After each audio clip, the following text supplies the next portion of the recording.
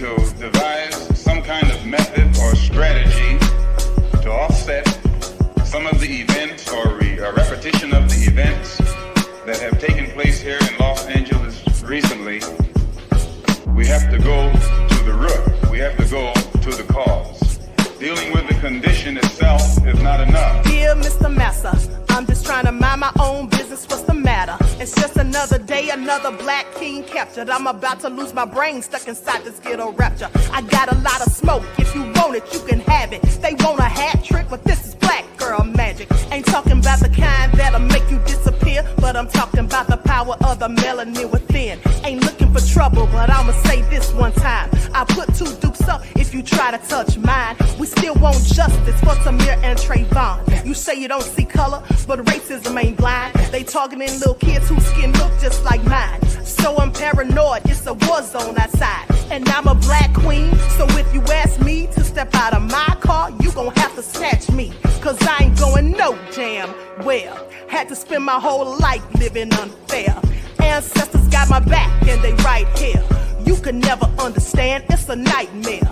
Living in my black shoes by the black rules. You can keep your handshake, I don't dap coon. The white man to go nuts if he can't shoot. But you all on his side like a damn fool. Make it make sense. We are oppressed. Queen. We are exploited. We are downtrodden. Make it make We are sense. denied not only civil rights, but even human rights. Ahmadiyyah. So the only way we're going to get some of this Ahmadiyyah. oppression and exploitation Queen. away from us or aside from us is come together Queen. against the common enemy. Who taught you to hate the texture of your Ahmadiyyah. hair? Who taught you to hate the color of your skin? Ahmadiyyah. Parents, pay attention to the books, the school system, given to your little children. Lies mixed with wisdom. His skin too bright, so he was blind to the prison. My skin just right, so I collide with division. You trying to pray to God, but we tired of religion. No savior saving, we got to save our savings. We used to pay miss, how we gon' make the slave rich? But who's to blame, and tell me why you complaining? We need a team effort just to rule the nation. Like a bad relationship, missing communication. We missing moderation. They're trying to get a poison to my population. No reparations, I'm getting tired of Satan. We are oppressed. Queen. I'm getting tired of waiting. We are downtrodden. Queen. We are denied not only civil rights, but even human rights. Ahmadiyyah. So the only way we're going to get some of this Ahmadiyyah. oppression and exploitation. Queen.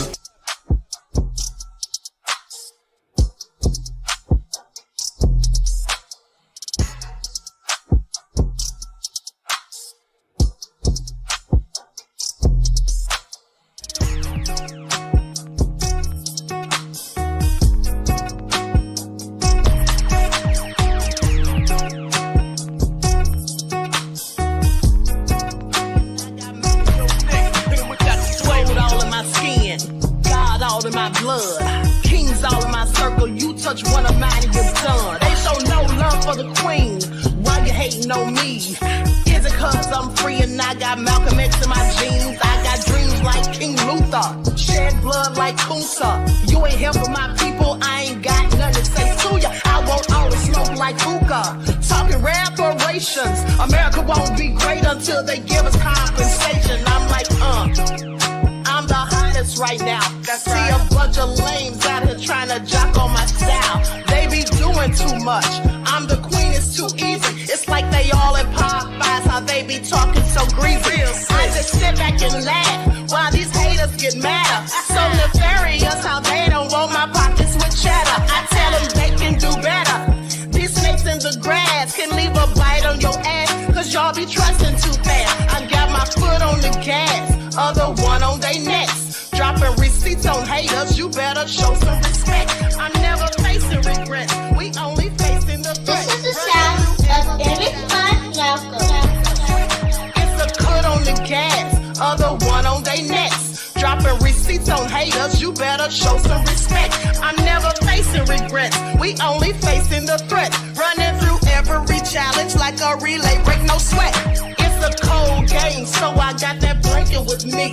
Now that my people awaken, ain't no going to sleep. I do not play by my piece, this time I'm playing for keeps. You talking slick, but when I see you like them ends, we gon' meet. And I got gold all in my skin, God all in my blood, kings all in my circle. You touch one of mine and you're done. They show no love for the queen, why they hating on me? me? Is it cause I'm free and I got Malcolm X in my jeans and I got gold all in my skin, God all in my blood, kings all in my circle? You touch one of mine and you done. They show no love for the queen. Why they hating on me? Is it cause I'm free and I got Malcolm X in my jeans and I got...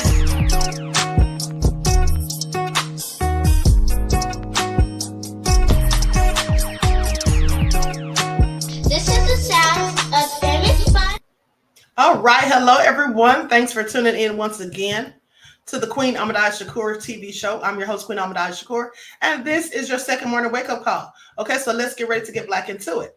Everyone, please get those likes up. Please like and share this video. Thank you in advance. Now let's see who's in here. All right, the Prince of Paraphernalia, Juju, Sage, Bentley is here. Reggie, RG Titan. All right. Terry on, Mr. Elevation, Nessie X, Terry Hartfield. Okay, Trail, I see you, beloved. All right, 504, Nola is here. The lovely T. Okay, so let's get into it. Bridget, I see you. G from the land, Cherokee Descendant Dale. All right, so shout out Meta Simplicus. Shout out to everyone in the chat and everyone tuned into the Queen. Y'all know I love me some royals. So let's get into it. Hey, Priscilla.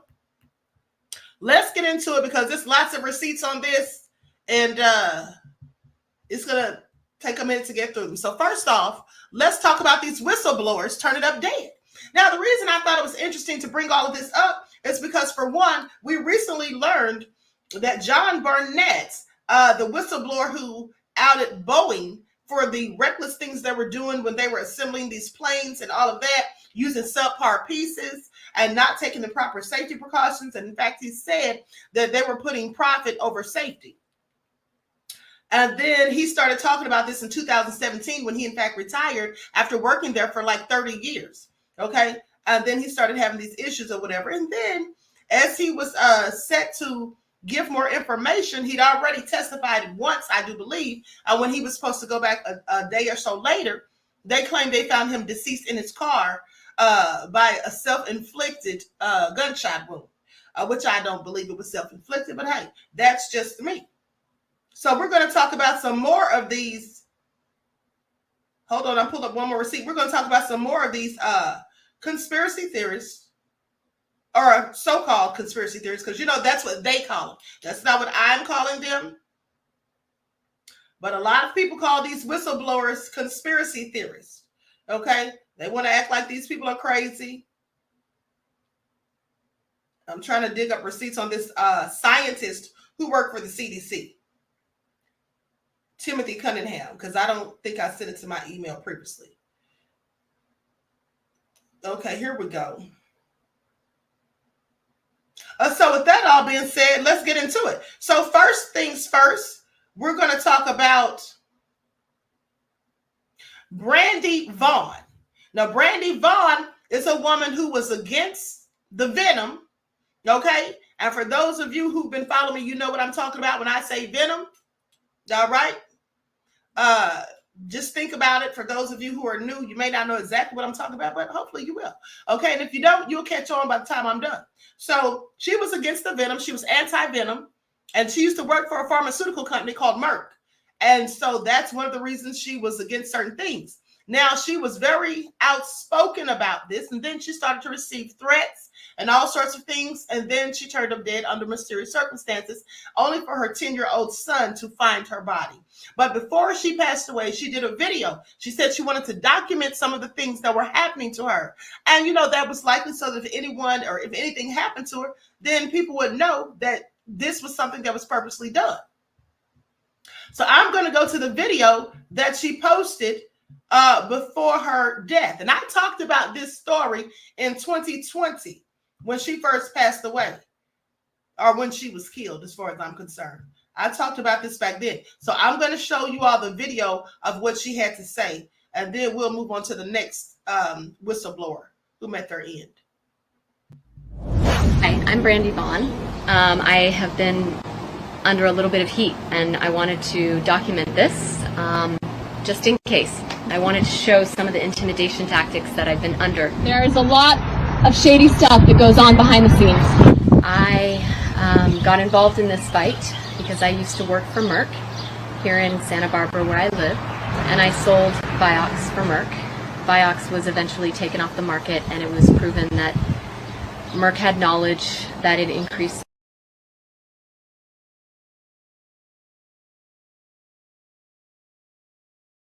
and I lost a lot of faith in the healthcare system. I was bullied at the pediatrician's office in San Francisco when I asked to see vaccine inserts and questions about them.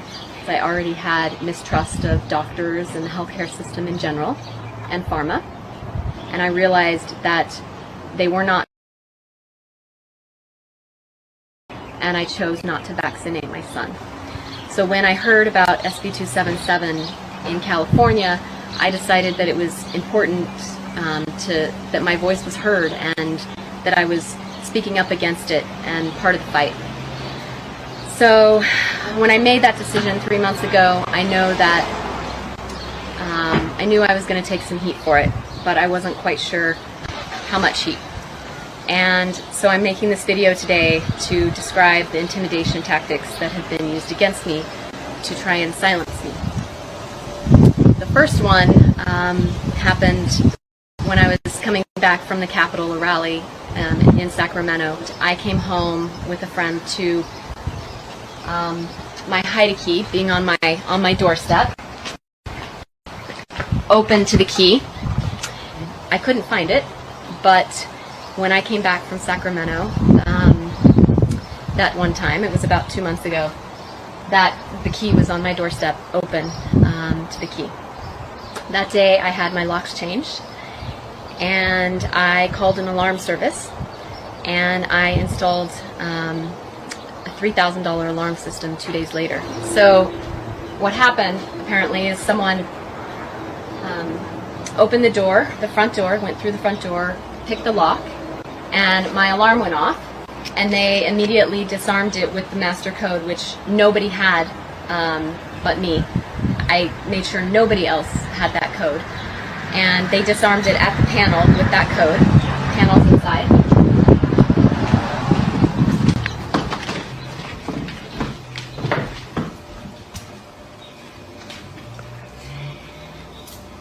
According to the alarm company, at 3:45 in the morning, somebody entered in through the front door, the alarm went off. They disabled the alarm by putting in the master code right away into the panel. And then at 3:46 in the morning, my hallway monitor sensor went off. So someone went down the hall. And then at 3:48, someone opened my dining room window and then closed it right away. And then they went over to the keypad, entered the code again, and then left through the front door at 3:49. After the incident, I talked to some security experts who have actually done intimidation for corporations, and they explained a few things. They said, well, A, they were probably tapping your place, so everything I say and do in here is listened to, if not watched. And then opening of the back window, because it's a much more private way to get in for future reference, for future visits. When I did return home, and the police came in and made sure nobody was here, and then I came in after the alarm was set off, after the break-in. And what I did notice was they had left this window unlocked, like this. And before I left for Sacramento, all of the windows and doors were locked, double locked actually. I went through twice to make sure that they were locked. So after that happened, I didn't really feel comfortable sleeping in my house again, because of course they could come in and disarm my alarm whenever they wanted. There wasn't really another way to secure the system. I changed the code, but again, who knows how they got the code in the first place. The security expert is pretty convinced that the house is tapped, my phone is being listened to, my conversation, my text messages, and then my computer, both my computers as well. The next thing that happened actually was with my computer. So One of the things that the police wanted to know was if anything was taken in the break-in. Of course, nothing was, because they weren't here to take anything. I did have a computer here in a hiding spot, and when the police were here, I did actually come and look to make sure the computer was still here, and it's here above the microwave is its hiding spot. It's not a place anyone would know to look for the computer, and it's not, you know, especially in being here in only 4 minutes. 2 days later, after that happened, after the break-in happened, I walked into my place to move some stuff out, and the computer was taken from its hiding place and put in the middle of the floor. And so I came back home to pick up some stuff. I wasn't staying here any longer. And that message was there, which was obviously very scary, because clearly somebody had been listening in, if not watching, as to where the computer was.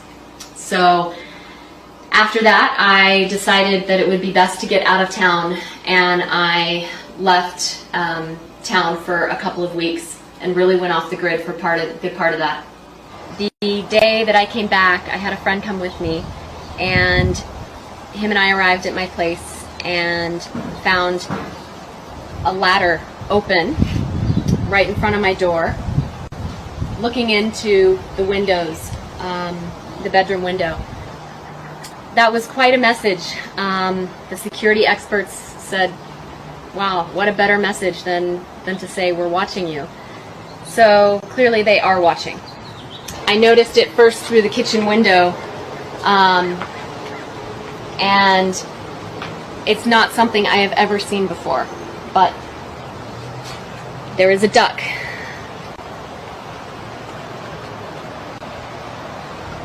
On my table. And when I talked to the security experts, I said, I don't understand the duck. And then it came to me that I had been on my phone having a lot of conversations about people asking me, you know, are you staying at your house? What are you going to do? And I used the term repeatedly, well, I'm not staying at my house. I feel like a sitting duck, because they can get in at any time. And, you know, I'm a sitting duck. And so that was actually quite disturbing to come home to. Now I have a duck.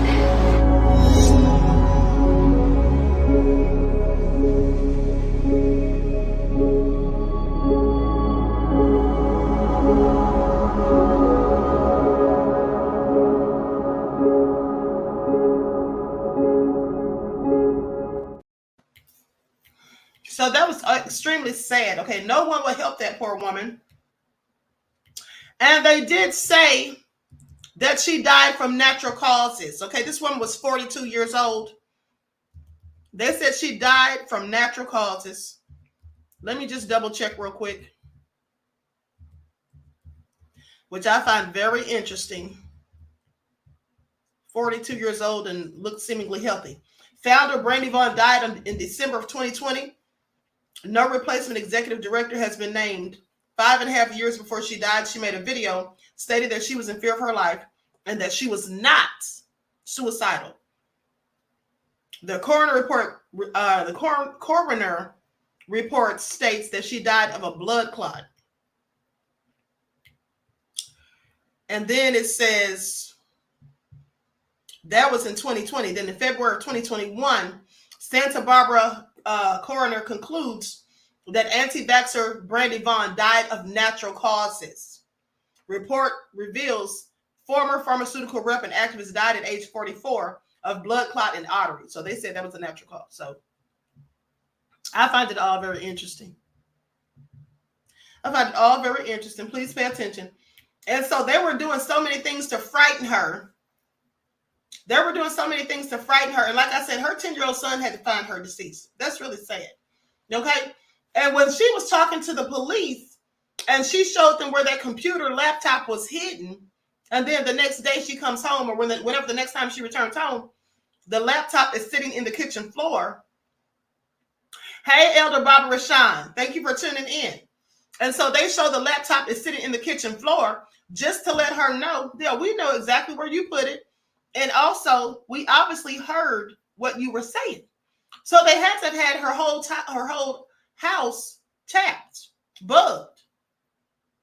They knew when she was coming and when she was going. How did they get her alarm information? Because the master code, no one had that but her. So I'm wondering, do the feds have access to these security companies? How are they getting master codes and stuff? Because I think it was the feds. But anyway, I find that real interesting. But now let's go on. Let's talk about the next one. And this one, they call him a conspiracy theorist, and they call him a conspiracy salesman. William Cooper, who gave some of the best, most relevant and pertinent information that I've ever heard. And for them to call him a conspiracy theorist is interesting because many of the things he said back then actually happened. Okay, he predicted 2 or 3 months before 9/11 occurred that it was going to happen. He also said they blame it on Osama bin Laden. If you haven't read this book that he wrote, Behold a Pale Horse, you should. I read this book so many years ago. Okay. Maurice says, interesting that she died from a blood clot, which is the main reason how people have received those venom transitions. Okay, so with that all been said, Reggie says, we know now they do cause if the iPhone scandal involving the police and the confiscated phones. They have all kinds of ways of finding out stuff. Scotty says, I have Behold the Pale Horse on me right now at work. Okay, good read. Okay, so here's what they say about William Cooper. Conspiracy theorist and former militia member William Cooper was slain in a shootout with police. They say to many, William Cooper was merely a laughable, paranoid, far-right conspiracy theorist. In his famous book, Behold a Pale Horse, Cooper wrote that President Kennedy was assassinated to prevent the exposure of a secret pact with space aliens. Okay, that may sound crazy. That may actually sound crazy to some. If you don't believe in aliens and UFOs, extraterrestrials and whatnot. But I read years ago that, in fact, President Kennedy was going to talk about that. And here's the thing. They want us to think there's no such thing and that people who talk about it are crazy. But look up Admiral Byrd. How many of you ever heard of Admiral Byrd? Okay, because this man said that he actually communicated with extraterrestrials. Okay, matter of fact, maybe I'll talk about that one of these days coming up soon. But so Claudette said it doesn't sound crazy to me. Thank you, beloved. Right, Buckhorse DC said Alex Jones told the truth. They knocked him down. Now, so let me continue. So it goes on to say, on his shortwave radio show, Cooper argued that the U.S. government had carried out the Oklahoma City bombing and that it was using remote mind control devices to establish a socialistic, I'm not going to say the last part because YouTube, I'm just going to say NWO. Starts with the word new. All right. NWO. That's what it says. But here's the thing. Now, what he said about the Oklahoma City bombing, well, I also read some research on that years ago where Timothy McVeigh, the Oklahoma City bomber himself, he said that when he was in the military, that they put some type of device in his rear end. Now, that's what he said. Now, maybe he was crazy, but that's what he absolutely said. Okay? That's what Timothy McVeigh said. And if you think about the fact that Timothy McVeigh was executed so quickly, people stay on death row for years and years after appeal and all that stuff, whatever. Timothy McVeigh was dead in like 7 years on death row. I found that very interesting, is all I'm saying. Now, as it turned out, Cooper, at one time, a one-time member of the so-called Second Continental Army of the Republic, was far more dangerous than your garden variety conspiracy theorist. Before law enforcement officers served a warrant for his arrest on charges of aggravated assault with a deadly weapon, Cooper emailed his pal, said, I will try to kill as many as I can before they kill me. Okay, well, I'm sorry. That sounds like self-defense. That sounds like self-defense. Now, I'm not saying, and did he actually say that? I have questions, because what I heard him say is that they were coming for him and he sent his wife and daughter to go stay elsewhere. Okay, he did say that if anyone came to harm him, that they would be met with resistance. I heard him say that. Now, and what he also said was that what they would do is get some poor deputy, okay, send some poor deputy to do harm to him, and then he might have to do harm to that person. That's what he said. But they always want to paint these narratives like he was just sitting there waiting to do harm to the police, and that's never what he said. Okay, please pay attention. Now, I did a video about William Cooper about 3 years ago on my True Crime channel, and I'm going to bring that up. Like, sub, everyone, please like and share. I'm going to pull that up just to show what this guy who was there on the scene in the aftermath said about the whole thing and how it all went down. Like, sub, everyone, please like and share. Thank you in advance. I'm going to share my screen. And here's the thing, and let me say this before I play the video. So the day that William Cooper lost his life, he was at home on his own land in Arizona, and there was a group of people in a pickup truck outside playing loud, rowdy music, drinking beer, and all that stuff. Now, these were police, but they were young-looking police officers is what it was, and so he thought it was just a group of rowdy kids, like rowdy young people. So he went to confront them to ask them to get off of his land, but it was the police. It was a whole setup so they could lure him outside. And the reason they wanted to lure him outside is because they likely knew, not likely, they knew that he had an arsenal of weapons in his home to protect himself, because he said that on his show, his radio show, The Hour of the Time. Okay, so now I'm going to go ahead and play this.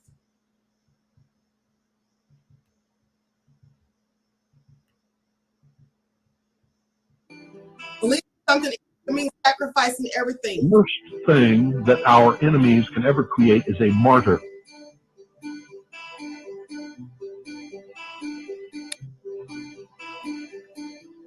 Any move to hurt me in any manner whatsoever that would not be a legitimate method or a legitimate outcome of some legitimate endeavor will be met with martyrdom.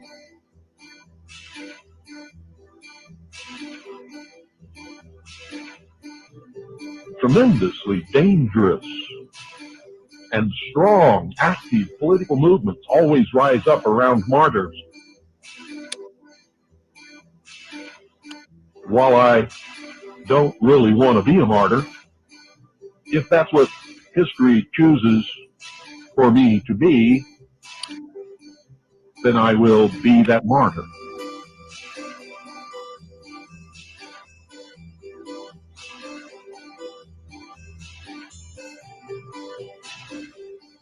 But our enemies are not stupid. They try to come at you in a way that will demonize you in the eyes of the American public, or the public of the world, so that whatever they do will seem to be legitimate. But my knowledge of the law has stymied them in that respect, because I've challenged them on every issue and they have defaulted.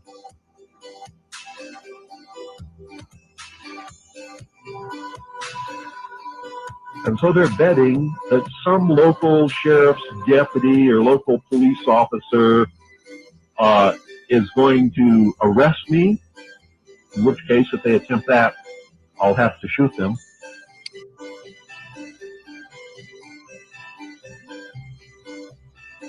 Or they'll have to shoot me. That's what the federal government is counting on. Then they can really demonize me by saying I murdered some police officer who was doing something he should never have been doing in the first place and was actually the one committing the crime against me. And I know all of you are scratching your head because you've been taught so many lies all your life. You think this is absolute total bullshit, but it's the absolute, complete, and total truth.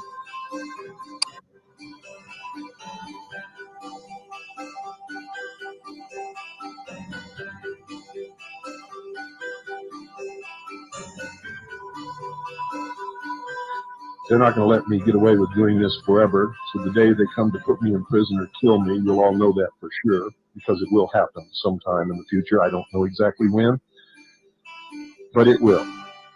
And I've known that from the beginning.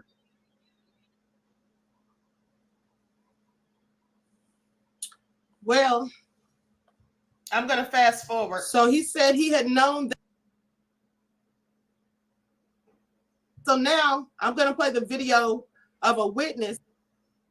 System, and they made a lot of noise themselves, you know, hooting and hollering. Bill came down and told them, this is based on the law enforcement people that told me this, that were involved that night.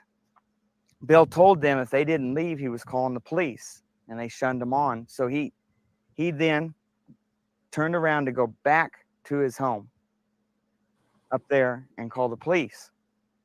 Now, at that point, they were here, and he just basically turned right there, just out on this lot a little bit, and went on back. Right here out of this juniper was a spot. I was told by law enforcement officials that the first deputy came out right at Bill's truck because he was cruising along slow, watching them more than likely in his rearview mirror, me knowing him very well, to make sure they didn't follow him back over there. He came out, and this is the point where Bill knocked him off sheerly with his arm, not ran over anything. That guy basically just landed on his butt because Bill hit the gas. So he made this little curve here, and this is where he stopped. At this point, according to law enforcement officials, from their briefing and then plus people on site right then, when he stopped, one more person approached the vehicle, but not running. And that's when he did the open hands thing and a sign of, you know, like surrender or whatever.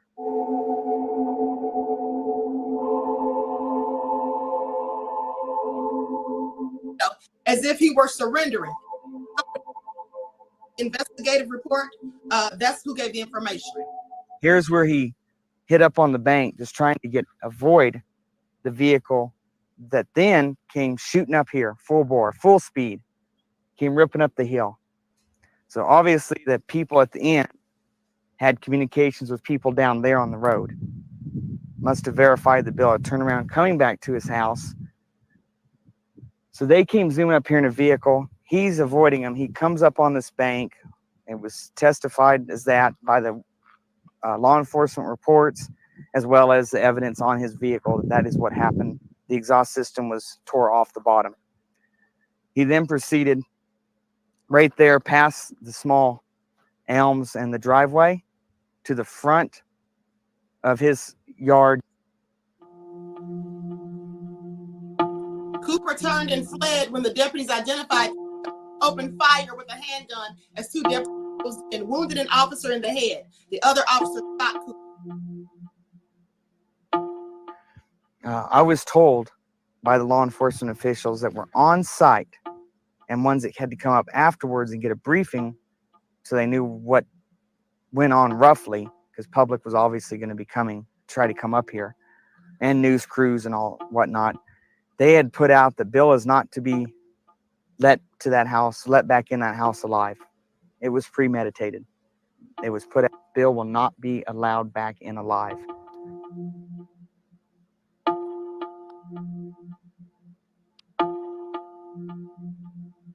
Right here at Bill's home is where he pulled up.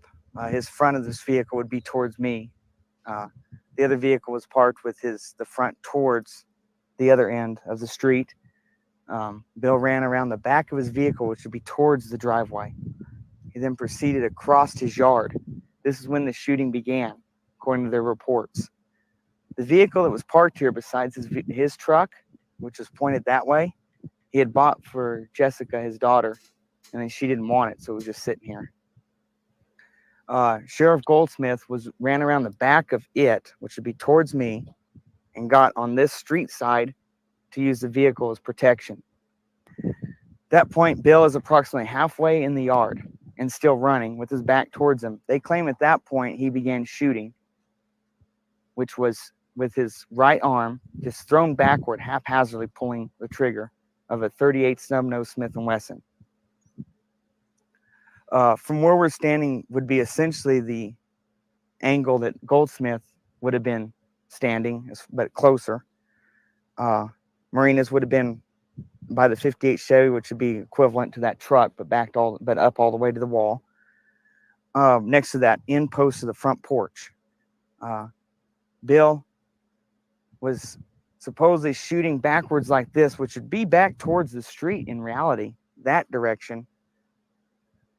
When he hit Marina's, that angle does not work at all. Plus, the bullet hole in the glass of the 58 Chevy indicates a bullet path of approximately this direction through the driver's roll-down window and out the passenger corner of the windshield, indicating clearly it went towards the dome in town, which is the high school field for playing during the winter. At that point, Goldsmith opened fire, hitting Bill several times. Bill fell down right where the porch would start, and the dirt would meet the concrete sidewalk. Next to the planter, you can just slightly see raised on this side, favoring me from the front door. That's where he fell. And according to them, they quit shooting, and he was dead.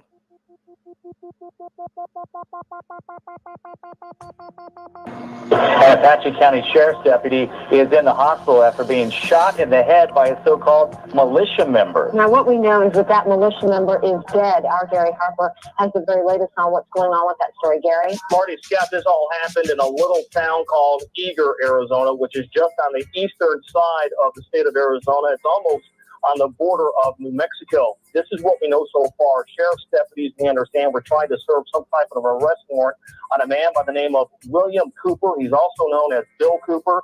He reportedly has been known to be hostile toward law enforcement. So sheriff's deputies apparently disguised themselves as a bunch of rowdy teenagers in the back of a pickup truck in hopes of luring Cooper out, and it apparently worked. However, when Cooper realized what was happening, he reportedly pulled a gun and shot a 40-year-old deputy in the head. During the gunfight, Cooper himself was shot and he was killed. Now, this is what we know about Bill Cooper. Officials say he belongs to some kind of militia movement and has published several anti-establishment articles. He has a website, we understand, and on that website, he acknowledges that there is an arrest warrant for him, but he writes, and we're quoting here, any attempt by any federal government agent or anyone else to execute the unlawful arrest warrants will be met with armed resistance. Any person who attempts to kidnap our children will be shot upon discovery. Okay, I want you all to pay attention. So first of all, it was an unlawful arrest warrant. That's for number one. Second of all, they're lying because they didn't come there to serve him a warrant. They came there to murder him. That's what they came there to do. They came there to murder him. The man just said that he was given information by law enforcement, one of his law enforcement sources, who said that they were given the order not to allow him back in that house alive. Alive. Okay? So that means dead. So did they come there to serve a warrant? Because here's the thing. When they say they lured him outside, which they did, why didn't they arrest him then and serve him the warrant? Because they didn't come there for that. They didn't come there to serve him with the warrant. They came there to murder him, allegedly. That's just what I think. And here's the thing, too. They keep talking about he was this militia member. He was hostile towards the government. He was anti-establishment or hostile towards police and all of this. Well, everything that he said in defense of himself, and he was letting them know that he's going to protect and defend himself and his family if need be. That's the thing. Another thing is, why don't they say that he was former naval intelligence? See, they don't say that. They want to say all these things to try to demonize him, just like he said before he died, that they would demonize him. They would have some poor deputy come to arrest him who had no business doing so, that either he'd have to shoot the deputy would have to shoot him, and then they'd say that he killed a police officer. That's what they wanted to do, because he said that would allow the public to look at him as though the police did what they had to do. But hold on, listen to this. Now, on June the 28th of 2001, commenting on a televised interview of Osama bin Laden at his hideout in Afghanistan, William Cooper claimed that Osama bin Laden would soon be blamed for a major attack on a large U.S. city. And he said, but don't you believe it? Don't you believe it? He was telling them, they're going to say Osama bin Laden did this, but don't you believe it? Okay, he said, immediately after the attacks on September, or they say immediately after the attacks on September the 11th, 2001, he predicted that the U.S. would soon be at war in 2 or maybe 3 countries. Now, he lost his life November the 5th of 2001. This is just 2 months after he said there was going to be an attack on a major city and they would blame it on Osama bin Laden, which we now know that was 9/11. That happened September of 2001. November of 2001, he's dead. 2 months later. Okay? 2 months later. So please pay attention. But also, when he predicted this occurrence, he predicted it in June. So that's 3 months before it happened. But he's a conspiracy theorist. He's a conspiracy theorist. What I always thought was strange was after Osama bin Laden allegedly blew up those or had the planes fly into the Twin Towers, how come the government, the U.S. government, allegedly took his family out of the country? Because when someone is accused of committing any type of murder, specifically one that revolves around terrorism, don't the police usually question their family, friends, co-workers, and people who knew them the most? Don't they question those people first? So then why would the government take his family out of the country and not question them? I just have questions because this is what's been alleged. It also has been alleged that Osama bin Laden was a member of the CIA, and there's a picture of him with Condoleezza Rice. So I'm sorry, what? And then let's not forget that when Obama was in office and they said that they found Osama bin Laden and he was supposedly hiding in caves and all that stuff, Osama bin Laden had kidney failure. And if you have kidney failure and you're living, you're supposed to be on dialysis. Who's on dialysis hiding out here in caves? Where is he getting his treatment? So I'm sorry, it never made sense to me.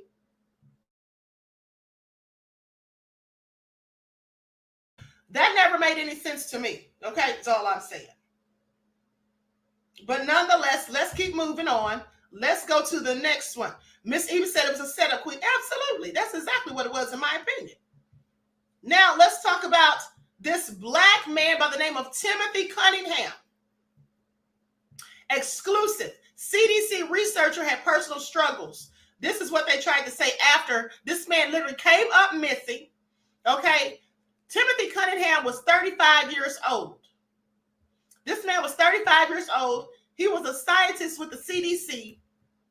And basically, he came out 1 year and exposed that the venom for the flu was causing a whole bunch of stuff. And I'm not going to get all into it because I'm on ScrewTube. But he was saying some negative things about the flu venom. And then all of a sudden, he turns up missing. And then they find his body in the river. And they say that he did this to himself, which I always found very suspicious. Let me pull his picture up on the screen. Likes up, everyone. Please like and share. Thank you in advance.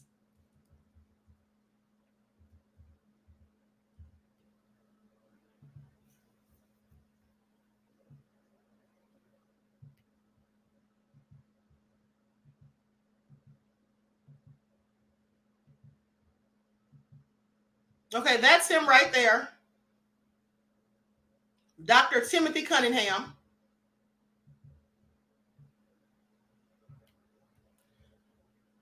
So, CDC scientists allegedly made odd comments to neighbor. This was February 27th of 2018. And they say the cause of death was released in May. Now, like I said, first of all, he went missing. So here's what they say. The cause and manner of death for CDC scientist Timothy Cunningham has been released by the Fulton County Medical Examiner's Office. Chief Medical Examiner Jan Gorniak said that he committed self-deletion, is what I'll say, by drowning. Said that he purposely drowned himself. Now, Cunningham, age 35, went missing in February and was found in the Chattahoochee River nearly a month later. His disappearance sparked a massive search and garnered national attention as conspiracy theories swirled. Now, a fisherman found his body in a hard-to-reach part of the river. The Atlanta Fire Department's team had to enter the water 200 yards downstream to get to the body in a muddy section of the river near Donald Lee Hollowell Parkway. Gorniak also said marijuana was in his system when he died, but it did not contribute to his death. Based on everything they have found so far, the medical examiner's office determined the cause of death as drowning, finding no other obvious cause or signs of physical trauma before death. Now, the only things police could confirm from the scene were that Cunningham was wearing his jogging suit where he was found, when he was found, and had 3 small crystals similar to those police said that he collected. They were in his pocket. Now, despite the official ruling, many viewers are still skeptical of the outcome. And of course we are, because we know it was sounding like a bunch of BS. So they say 11 Alive took some of your concerns to a medical examiner not connected to the case to find out how a drowning can be ruled as him having done it to himself. Now on Facebook, Joni Byers-Powell remarked that it sounds really hard to commit self-deletion by drowning, as the person's natural instinct is to fight for air. Please pay attention. Now, Chris Sperry, the former chief medical examiner for the Georgia Bureau of Investigation, replied that that's a common misconception, saying that in cold water, and this was during February when he went missing, when someone jumps into cold water, the first thing that happens is cold shock. Now, Vicky Smith questioned who's to say Cunningham didn't fall in and get swept away, then drowned. To that, Sperry explained that investigators go through a painstaking process that starts with x-raying the body to rule that out, saying, see if there are any bullets or fractures to bones of the body, and then doing a very careful autopsy to find evidence of any injuries that may explain why the person is dead and why they couldn't get out of the water. Veronica Scott wanted to know how they came to the conclusion that he did this to himself and that it wasn't an accident. Okay, reaching the determination of him doing this to himself in this case, in a case like this, because really, if there is any question or inconsistencies, then we just won't know it. Quite honestly, it's the easiest thing to do, Sperry explained. We're expected to learn more about the circumstances around Cunningham's death when police release their entire case file. Let me tell y'all something. This is how you know they're lying. This is how you know they're lying, okay? I'm sorry. I believe they're lying. Because at the end of the day, how would they know that he did that to himself? Please make that make sense. Did he leave a note? No, he didn't. Did he leave a note saying that he's going to do something to himself? No, he didn't. So that all being said, if somebody is found drowned in a river, how can you just say that he did it on purpose? Like someone asked him, how do you know that it wasn't an accident? How could you just see? Here's how you know that it's all lies and BS, because they're painting a narrative. They're specifically saying that he did it. But isn't that what they always say when whistleblowers turn up dead? That's what they always say, except for in the case of William Cooper, okay, because he was taken out by the police. But all of these other cases, let's talk about it. Isaac Cappy, Natasha Jaid, we're going to talk about them in a second. Okay?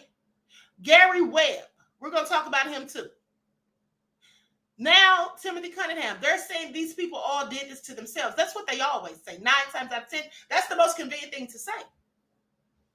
That's the most convenient thing to say, that he did it to himself. How would you know that? How could you prove that? You would have to know someone's mind state, and they would have to have left some type of evidence behind, like a suicide. I don't want to say that word, like a note. Or they would have to have told someone they were going to do something. So how can they just come to this conclusion?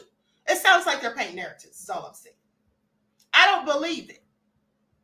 And here's the thing. If this man was going to do something like that to himself, why would he go get in a river and have his family worry? Because, you know, if you're in a river, they may never, ever find your body.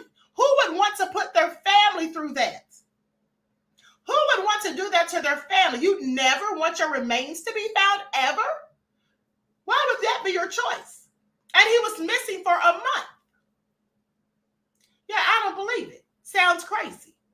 It absolutely sounds crazy. Okay? So anyway, let's continue.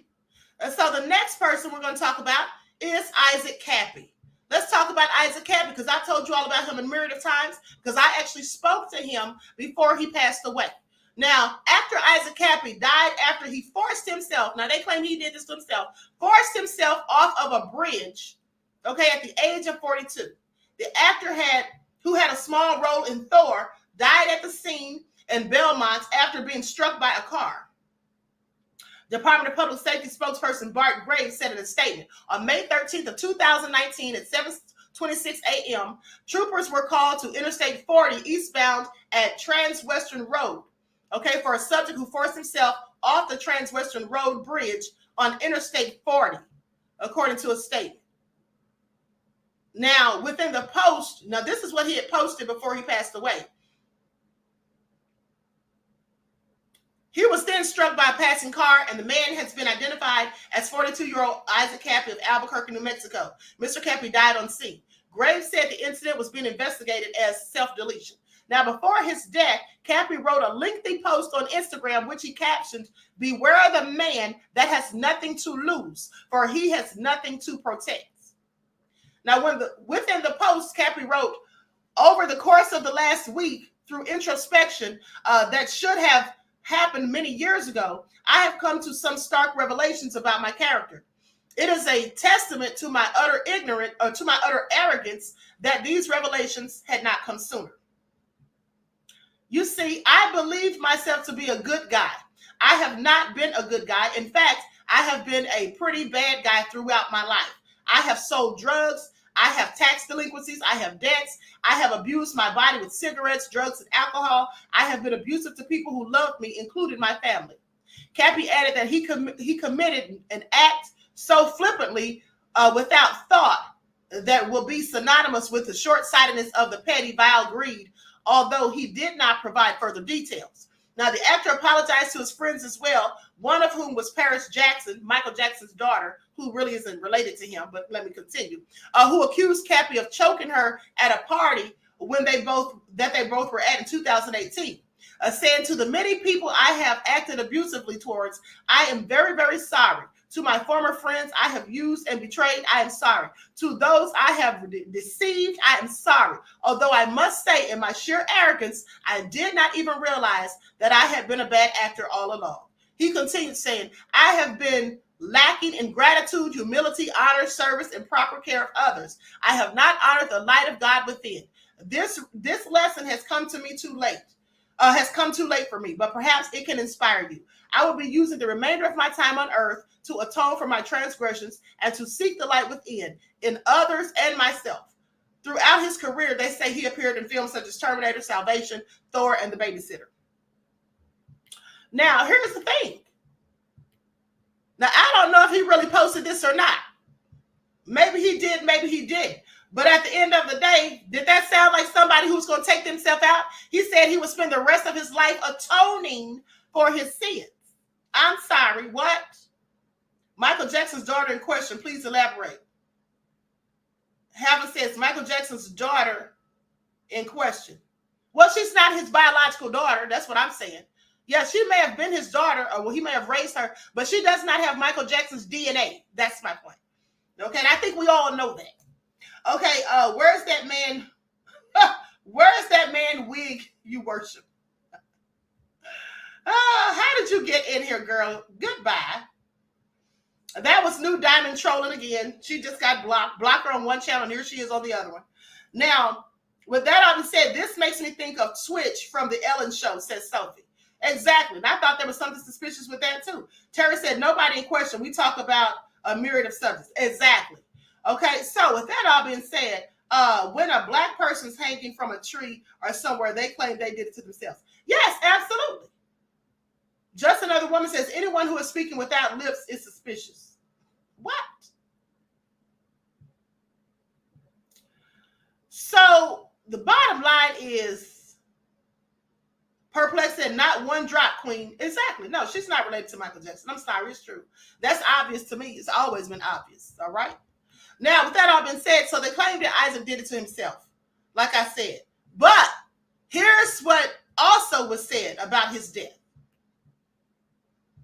It says the mainstream story of Cappy's death is that in 2019, Cappy took himself out by forcing himself onto a bridge into oncoming traffic in Arizona. According to the official story, 2 bystanders on the bridge attempted to prevent Cappy from throwing himself from the bridge, but were unsuccessful. And around the time of his death, a lengthy note was posted on his Instagram account in which he opened up about his drug use, alcohol abuse, and apologized to Jesus.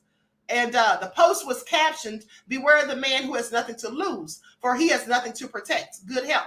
However, throughout his vlogs on social media, he would always mention that he was not going to do anything to himself. Okay, they used the S word. He always said, and he did say that. And here's what he told me. Let me just go back to what he told me, because I contacted him when he started telling all that stuff about these people who were doing certain things. Okay, I told you all that. I wasn't on YouTube back then. I was on Facebook. But nonetheless, I reached out to him via email, and he called me, and I spoke with him. And he told me that he was receiving death threats on his life, and that he was not going to do anything to himself. But these people were after him because they didn't like the things that he was saying. And he also told me that they were trying to portray him as crazy. Okay. He also told me about Natasha Jaid, because I never heard of her until he told me about her. And I find it interesting that they died months apart. Okay. And they both said they were being harassed and having death threats. But let me continue. Now it goes on to say that he repeatedly said that he would not do any harm to himself, and that if anything happened to him, it would not be by his own hand.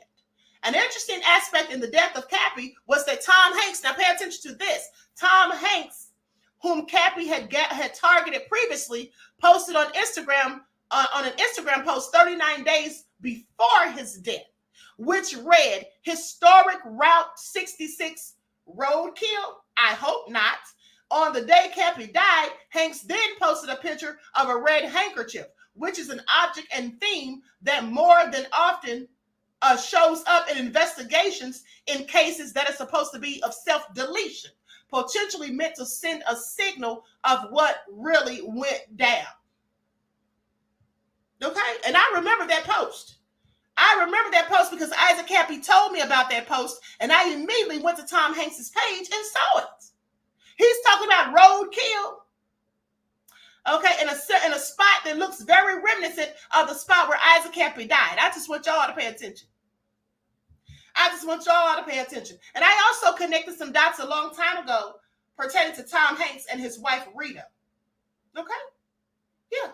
And I'm going to be posting that. I think I'm going to post that on Rumble. But it was taken off of ScrewTube. Please pay attention. So with that all being said, I find it all very interesting. Joy said Cat is telling the truth. Yes, he is. Okay? Yes, he is. Now, so let's talk about Natasha Jaid, who also died in 2019.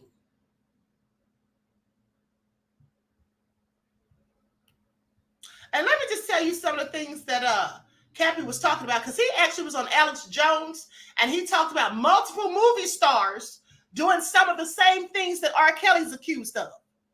He talked about multiple movie stars doing some of the same things that Marina Abramovich has been accused of. Aleister Crowley has been accused of. He talked about those things. He talked about multiple movie stars doing some of the same things that Diddy has been accused of. Okay? That's what he said when he was on Alex Jones's show. And he was giving names. Okay? He was giving names. So when he turned up deceased, yeah, I thought it was very, very suspicious. Now let's talk about Natasha Jaid, because she was saying the same things that Isaac was saying.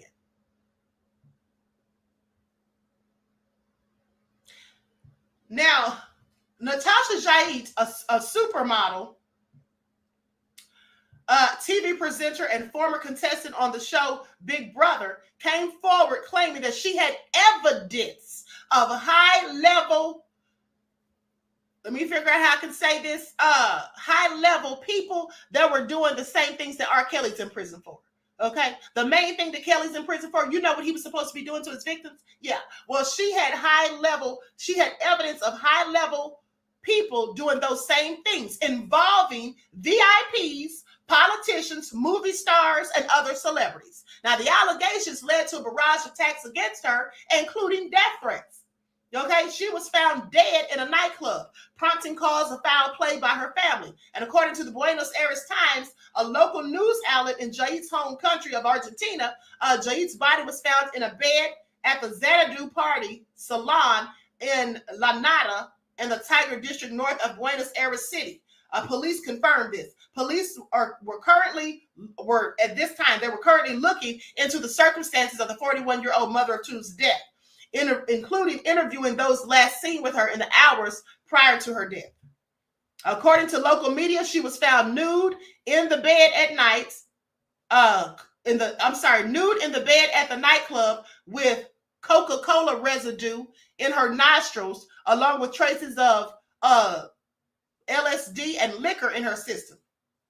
Now, in 2018, Jaid had made explosive allegations that dozens of high-profile sports and entertainment personalities were involved in an underage prostitution ring, like what they say about Diddy, indicating she feared for her safety. She once went as far as to warn via Twitter that she could pay the ultimate price for revealing dirty information that she had on some of the country's rich and famous.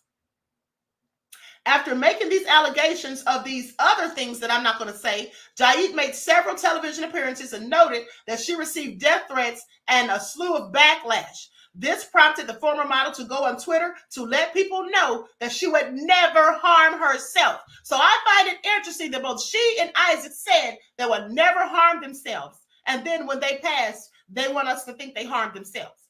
This is what she posted. Warning, I am not going to commit self-deletion. I am not going to take too much Coca-Cola and drown in a bath or shoot myself. So if this happens, it wasn't me. Save this tweet. Now, she wrote this April of 2018. And she wrote it in her language, also in Spanish. Now, just last month, because this article is like right after her demise, just last month, Jaid accused film director Pablo Yadic and a friend of his for raping her. Jaid's brother said that his sister did not take drugs as a result of advice from doctors who warned her of serious consequences if she mixed them with the medicine that she was on.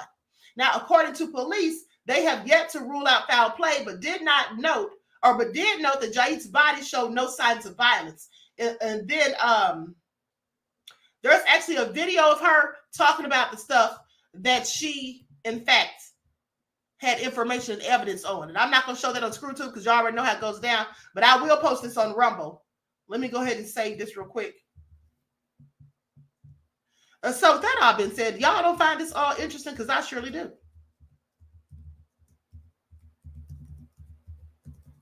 Okay, let me save that receipt real quick. Okay, so, and here's the thing. She also said that if she turned up deceased, they would likely say that it was a drug overdose, accidental. And that's what they said. That's what they said.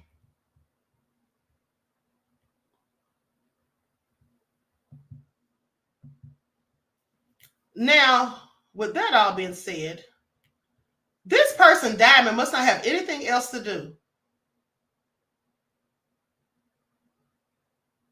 Hold on. Hold on, beloveds.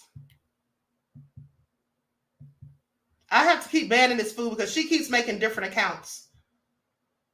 Please pay attention.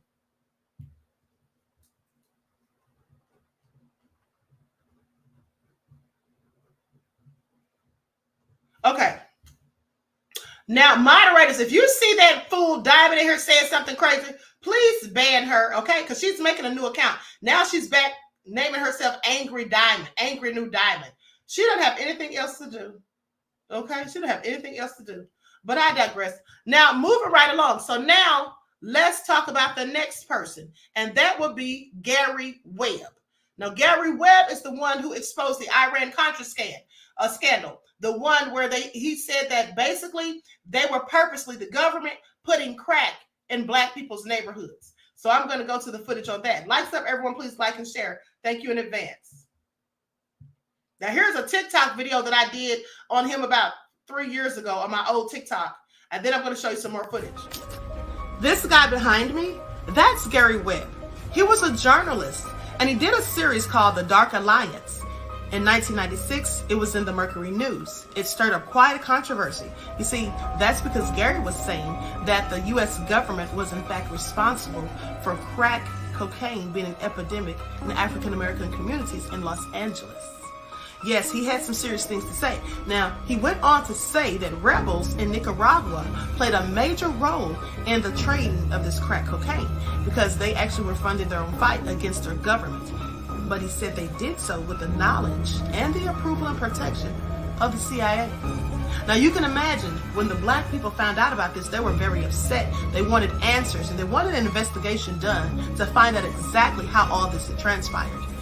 Gary, sadly, a few months or a few years later, turned up dead. They said it was a suicide, but he was shot dead twice. Okay, so they said it was self-deletion, but the man was shot in the head twice. Okay, who can do that to themselves? Please pay attention. Okay, so we already know that that is obviously a load of BS. All right. Likes up, everyone. Please like and share. Thank you in advance. As the man he had seen King hand over suitcases full of cash to. King had reportedly told Nelson that Aquino had been involved in the Iran-Contra drugs for guns affair. Now, Gary Webb, of being murdered for pointing out the CIA's connection to the crack epidemic fame, and strangely, also a reporter for the same newspaper that initially broke the Presidio story, the San Jose Mercury News, brought up this guy, Joe Ruscianello, as an involved party in the Iran-Contra thing. The same scandal that multiple other witnesses implicated Aquino as being involved in as well. So, how does this all relate? Well, the question that we were asking was, why was Aquino not prosecuted for the Presidio thing? Well, let's look at who the San Francisco DA was at the time. This guy, Joe Ruscianello. He was the U.S. Attorney for the Northern California... Mercury News published Webb's reports in a 3-part series titled Dark Alliance. The story grabbed attention across the US, particularly amongst the African American community, which had been targeted by law enforcement following the rise of crack. Tell America what the story is about. It was about a cocaine ring that operated along the west coast of the United States throughout most of the 80s. And some of the money they were making was going to support an army that the men who ran the cocaine ring worked for, called the FDN. This was an army that the CIA started in 1981 and supported. Better known to us, most of us who remember news, the Contras. The Contras were a creation of the CIA. The Contras were dealing drugs in Los Angeles and elsewhere, and that these drug traffickers were meeting with CIA agents. The impact of it was that when you had all this cheap cocaine going into South Central Los Angeles, right at the time people were figuring out how to take this powder cocaine and turn it into crack, you had sort of a collision of historical events. And what happened from that was you had the spread of crack nationwide because the gangs spread nationwide. The gangs, after the LA market got saturated, took this to other cities and set up crack markets in other cities that didn't have them.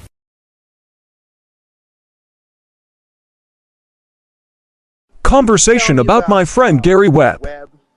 That author Webb. What was his name? Gary Webb. I love Gary Webb. Gary Webb was a good dude. The man he was a friend to the people. Yep. Let's say that.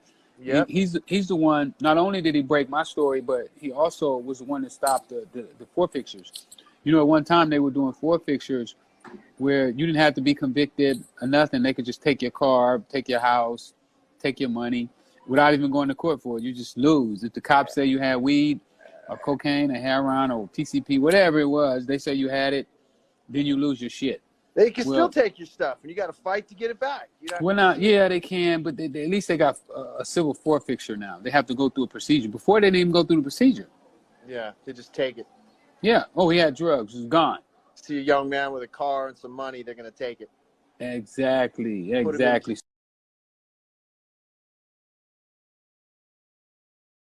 Okay, so there you have it. They took that man out, and then they want to sit there and say he shot himself in the head twice. Please make it all make sense.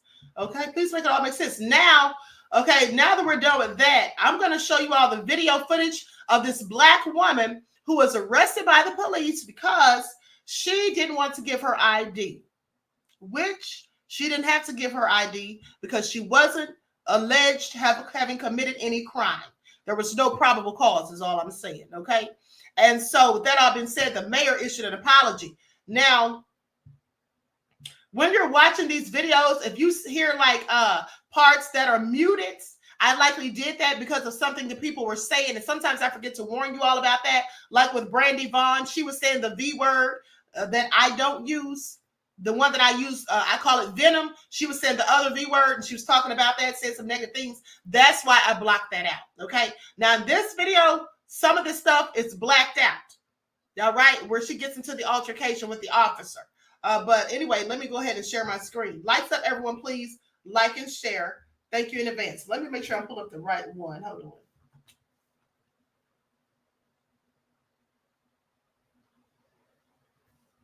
on. Okay, here it is.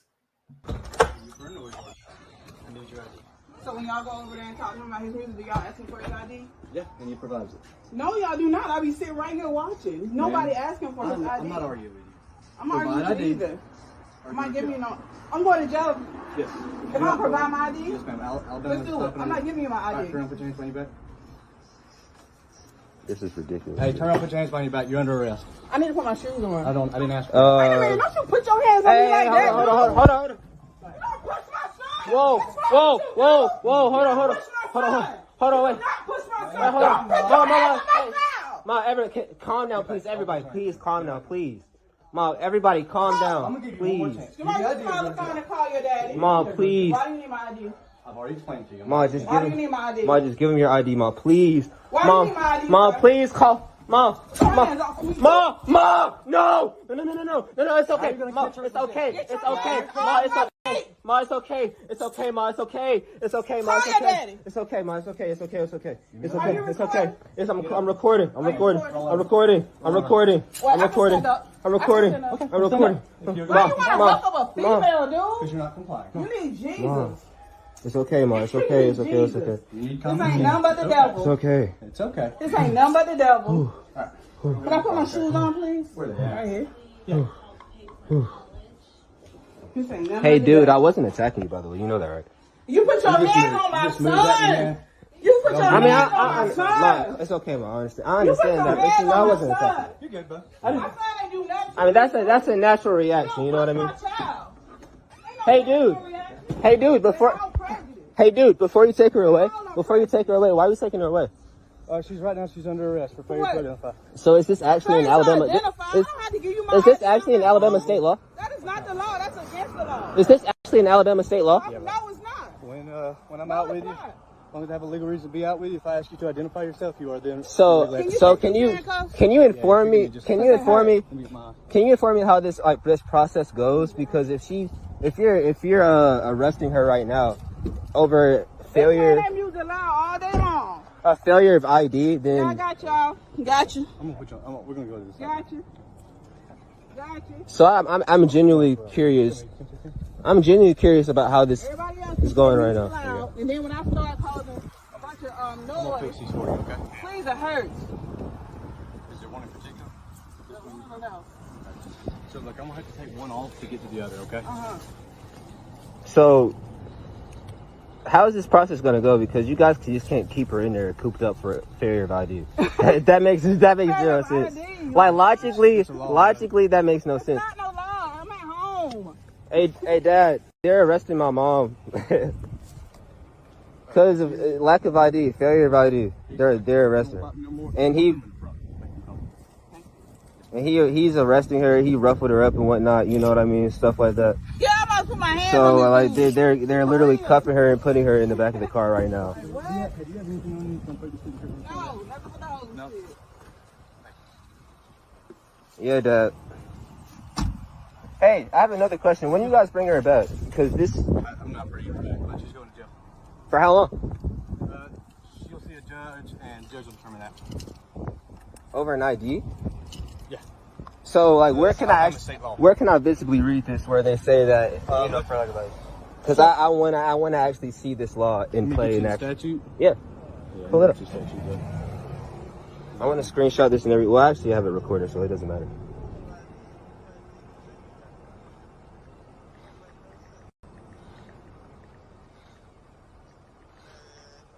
Even though I think it's wrong on, I mean, either way, because, you know, there's an old lady that lives right next to him, and he's blasting his music as loud as possible.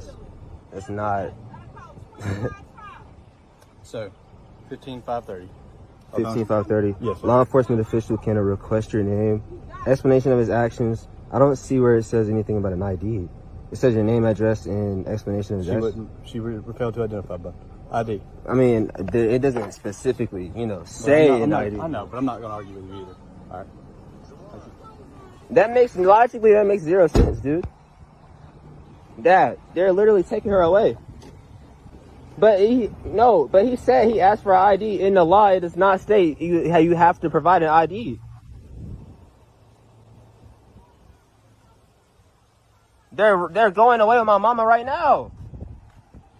On behalf of the City of Andalusia and the Andalusia Police Department, I would like to apologize to Ms. Twyla Stallworth for her arrest here in February. All charges against Ms. Stallworth are being dropped.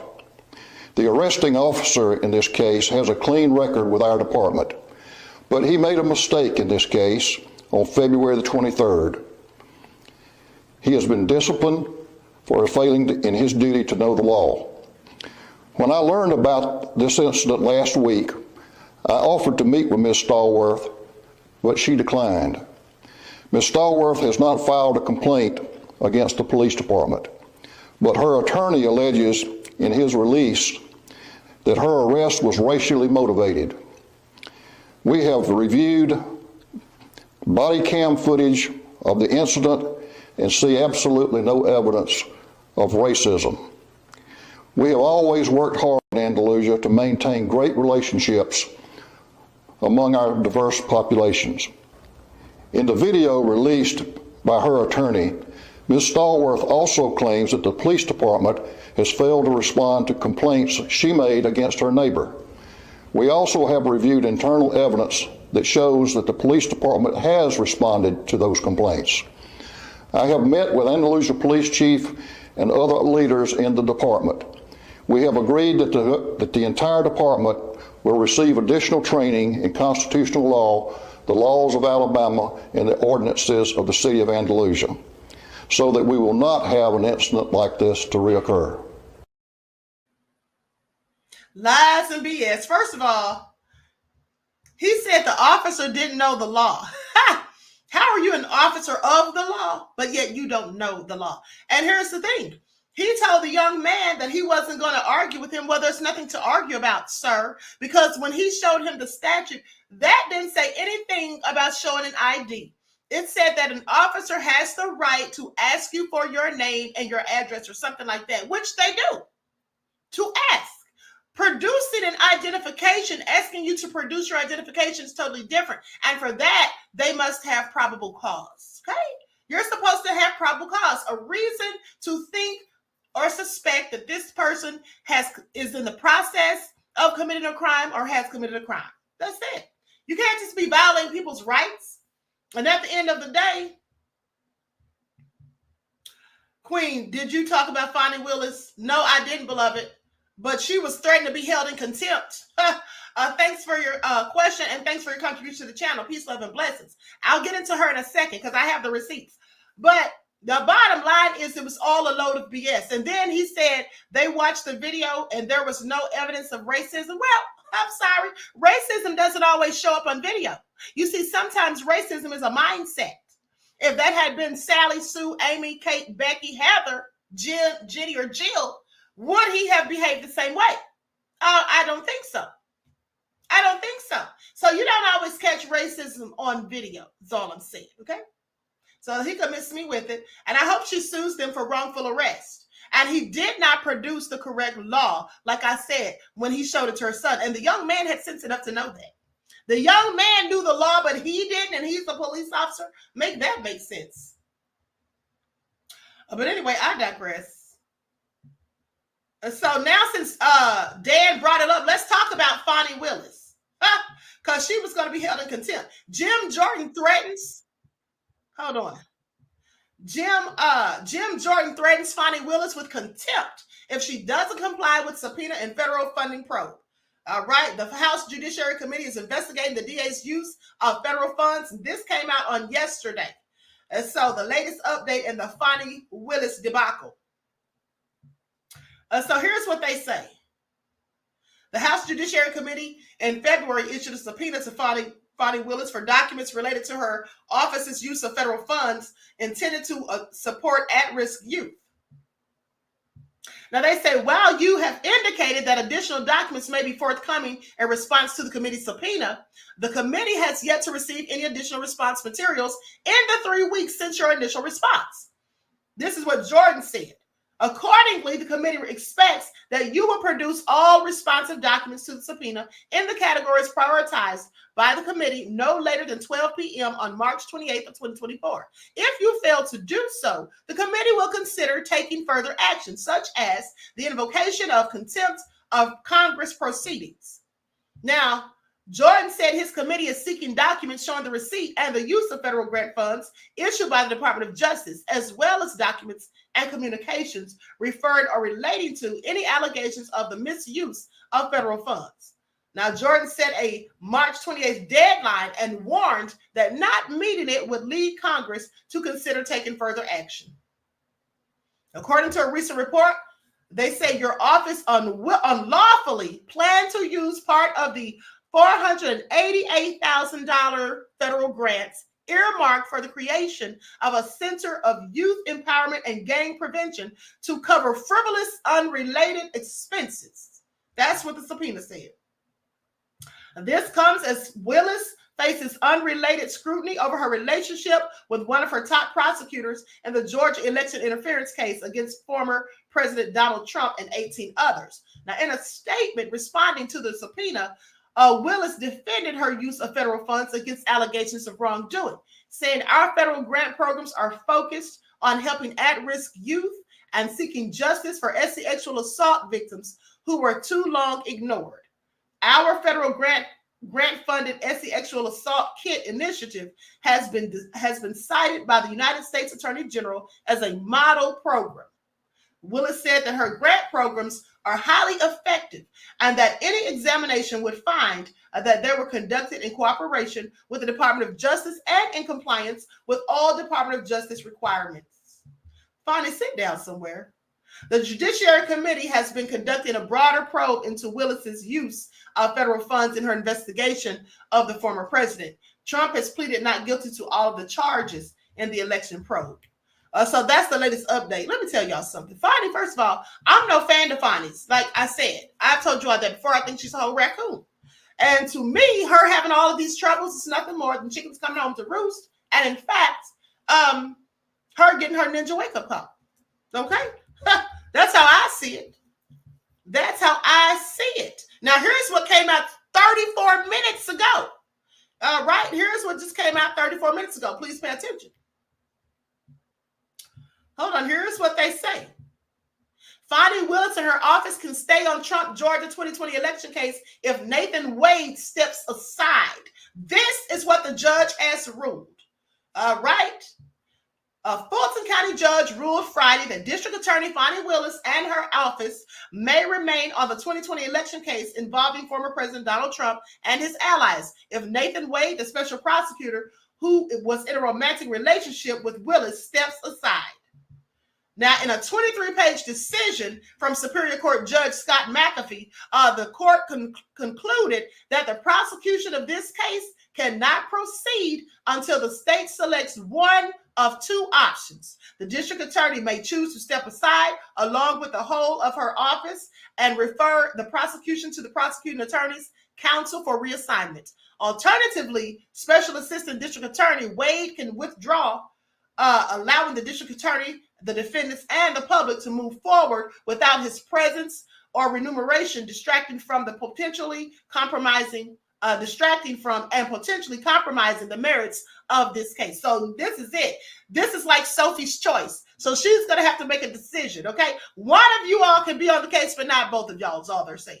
Now, the request to disqualify Willis and Wade stemmed from an allegation by Michael Roman, a longtime GOP operative and one of Trump's co-defendants, that there was a romantic relationship between the pair and that Willis had improperly benefited from the relationship. Although Willis acknowledged she and Wade were romantically involved, she fiercely disputed the claims that the relationship began before she hired him in November of 2021. The allegation set off days of fiery testimony, which included Willis taking the stand in her own defense. Though McAfee's decision allows Willis and her office to continue prosecuting the case, albeit if Wade withdraws from the team, he chided Willis for what he said is a tremendous lapse in judgment and criticized the unprofessional manner of her testimony during an evidentiary hearing last month. Still, he said Georgia law does not permit the finding of an actual conflict of simply making bad choices, even repeatedly, and it is the trial court's duty to confine itself to the relevant issues and applicable law properly brought before it. McAfee said other sources of authority, such as the State Bar of Georgia, the state legislature, or Fulton County voters, may offer feedback or any unanswered questions that linger. And so Trump's attorney's response. Steve Sadal, Trump's attorney, pledged in a statement to use all legal options available to dismiss the case, saying, while respecting the court's decision, we believe that the court did not afford appropriate significance to the prosecutorial misconduct of Willis and Wade, including the financial benefits, testifying untruthfully about when their personal relationship began, as well as Willis's extrajudicial MLK church speech. He said Willis gave an extrajudicial MLK church speech. I'm through. Where she played the race card and falsely accused the defendants and her counsel of racism. I find this very interesting because I'm sorry, now she wants to play the race card, but she doesn't ever see it that way when it's somebody who looks like her on the other end of the spectrum. Please pay attention. All right. But now that they're after her, now it's time to play the race card. Fani, please have several seats.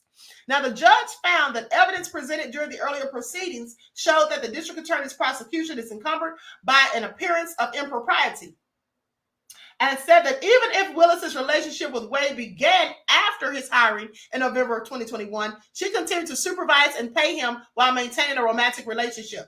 Willis, the judge said, also allowed the regular exchange of money between them without any means of verifying them or verifying that they split the cost of getaways they took together. They say this lack of confirmed financial split creates the possibility and appearance that the district attorney benefited, albeit non-materially, from a contract whose award lay solely within her purview and policing.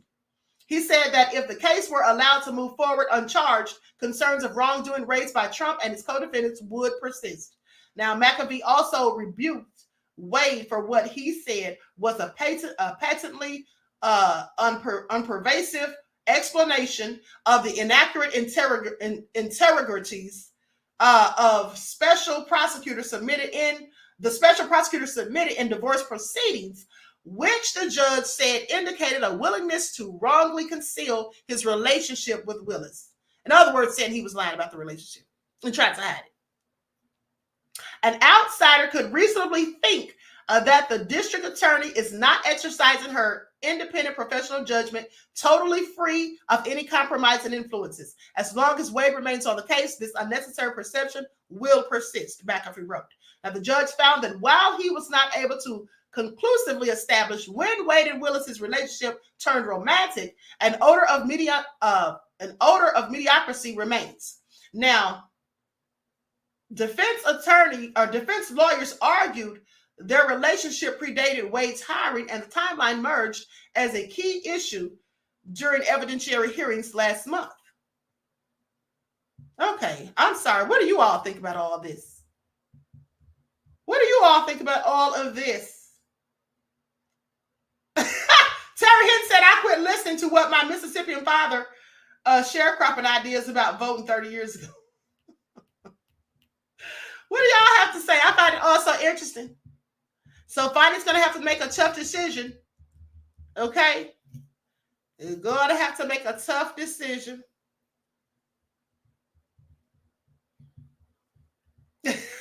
Leon said it's a hot mess. It absolutely is.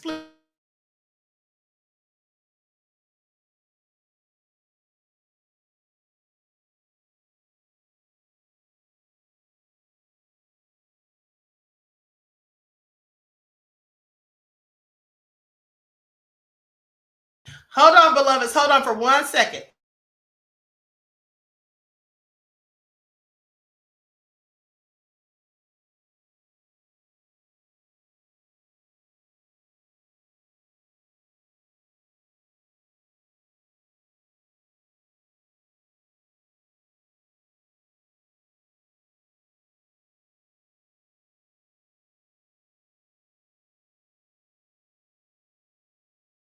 Okay, so now I'm going to have to change my title. So who started the FOs in the judicial system too? This is all so nefarious. So anyway, Trump, McAfee finds Trump and co-defendants did not prove conflict of interest is basically what the judge said. Okay? Didn't find that it was any conflict of interest, according to the judge. Oh, and I'm sorry. I'm sorry. When I was reading this, hold on. The judge found that while he was not able to conclusively establish when Wade and Willis's relationship turned romantic, an odor of mendacity remains. I said mediocrity. It was mendacity. I'm sorry. Yeah, I find it all interesting that there's no conflict of interest. If I keep getting news like this, I won't ever have to watch movies since there is. I know some of this stuff is so crazy, right? You can't make it up. Okay, so anyway, with that all being said, I guess we're going to see who's on the case. Because my guess, if I just had to go out and make a guess, I would say that Fani's going to tell Wade to step aside. I think she's going to tell him to step aside because she likely feels like this will be big for her career. You know, if she can bring, Rich said, yeah, it's mediocre too. Yeah, exactly what I was thinking. Exactly what I was thinking, beloved. Okay, so but I think Fani will want this as another notch under her belt because I'm sure she thinks this will help her career in some point. Okay, she'll get the clout. That's all I'm saying. Worrying more about Fani Willis's Vagicat more than Trump's reigned victims. Really, this is true. Trump's going down either way. No matter who prosecutes the case, Trump needs to go down for all the nefarious things that he's done. Okay? Terry Hartfield said the world is literally a stage. Yes, it is. Okay, so we're about to be up out of here, people. Like, so everyone, please like and share. Thank you in advance. Hold on, I want to show you all a funny clip before we go. Hold on. This is never going to get old. Who remembers this? Put ones in the chat while you're watching it if you remember this. Like, this is hilarious to me. Legs locked. Up. 1, 2, 3. Okay. 4. All right. Hit it, big boy. See what you got. All right. Your turn. All right. Now, you see how I did it. Now, let me see you do it like I did it. Arms out. Okay. All right. Like that. Yes. Pay attention. I told you how to do it. Now let me see you do it. 1.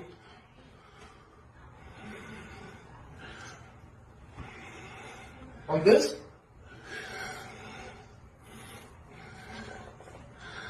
This is good, right? How's my form?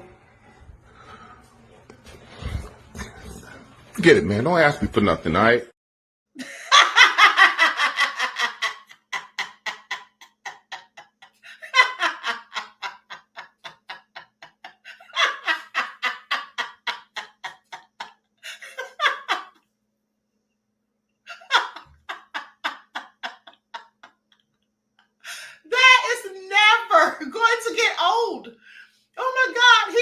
Straight schooling him on how to do it. He did 3 and was out of breath, and his form was awful.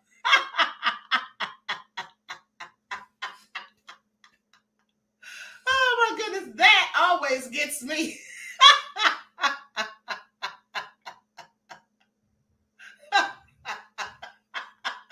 Oh hell no! I said Dad was breathing hard just to watch it.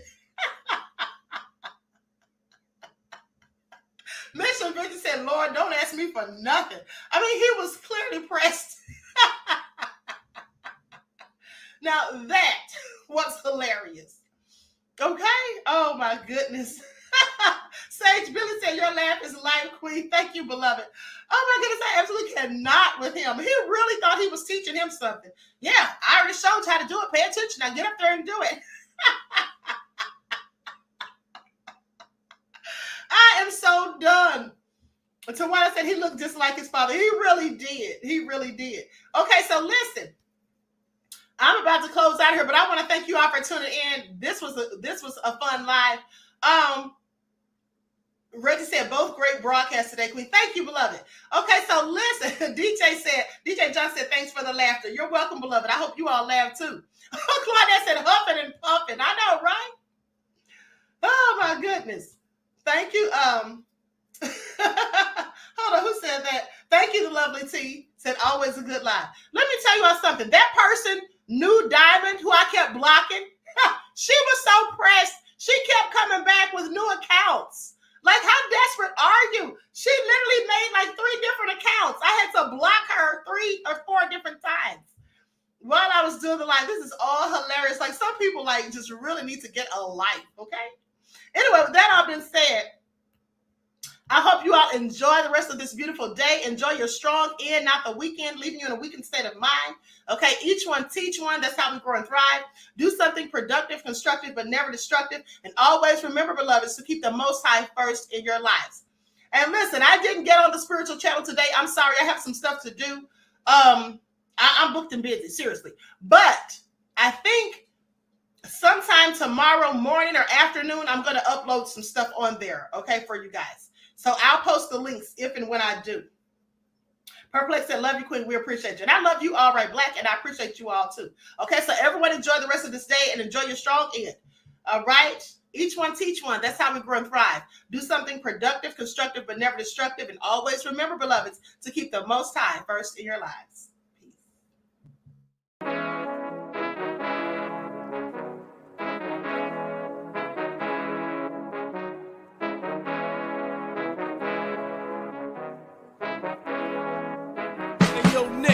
With that gold all in my skin, God all in my blood, kings all in my circle. You touch one of mine and you're done. They show no love for the queen. Why you hating on me?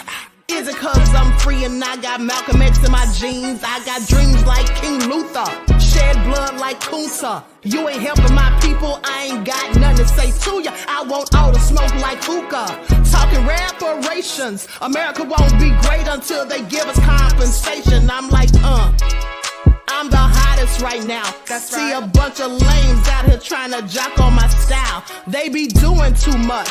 I'm the queen, it's too easy. It's like they all at Popeyes, how they be talking so greasy. I just sit back and laugh while these haters get madder. So nefarious how they don't want my pockets with cheddar. I tell them they can do better.